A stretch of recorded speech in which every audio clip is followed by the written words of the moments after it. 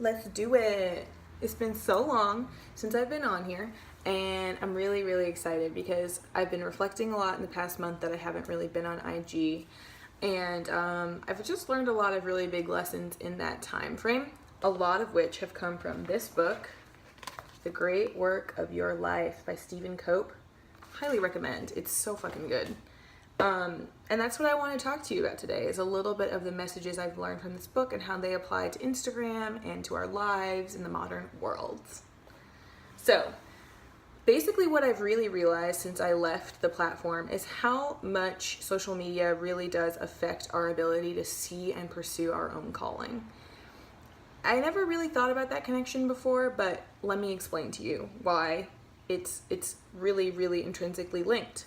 So, for me, as a water sign, as a Pisces, as a very spiritual person, I feel that I kind of am like a little fish wading through everybody's emotional ass, muddy ass water all the time. When I wake up and the first thing I do is go on Instagram, and I know a lot of people can relate to this, it's like I'm suddenly immersed into everybody else's stuff, and I cannot then see clearly what it is that I want to be putting forth into the world. And that feeling was starting to overwhelm me so much. And it's not like I'm following like toxic people. It's just like being constantly, even just constantly inspired by so many people that I admire, made it really hard for me to decipher what it was, what my message was, what I wanted to be putting forth. And so that's the first big thing that's been a really positive outcome of me stepping away from Instagram, is that now I wake up every day and I like spend my time studying and researching the things I want to think about and the things that I really care about, and it's become so clear to me what those things are. One of those things has become researching a lot about Dharma, which is, in case you don't know, more or less your kind of calling in life. There's a whole long definition to it, and it's very big in the yoga, Hindu, Buddhist tradition, but the idea is it's that your Dharma is your calling in life. It's the thing that drives you forward. It's the thing that you wake up and you must do. And as you'll see very soon, the whole new Gooey Girl is dedicated to this concept, but we won't get into that. But what I've been reading about in this wonderful book is how your Dharma can be influenced by something called the false self.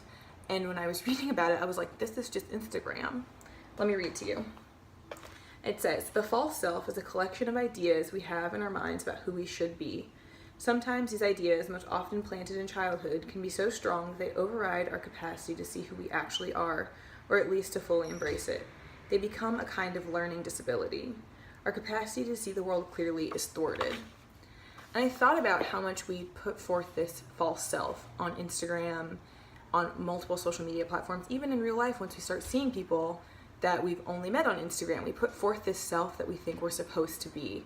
We try to boil ourselves down into this personal brand. And obviously, it's really detrimental for a lot of reasons. But what I've learned from this book is that one of the biggest reasons it's detrimental is because you're keeping yourself from following your true calling. By constantly thinking about what you should be putting forth, what your personal brand should be, you're all up in your head and you can't feel your way through what it is you actually want to be doing.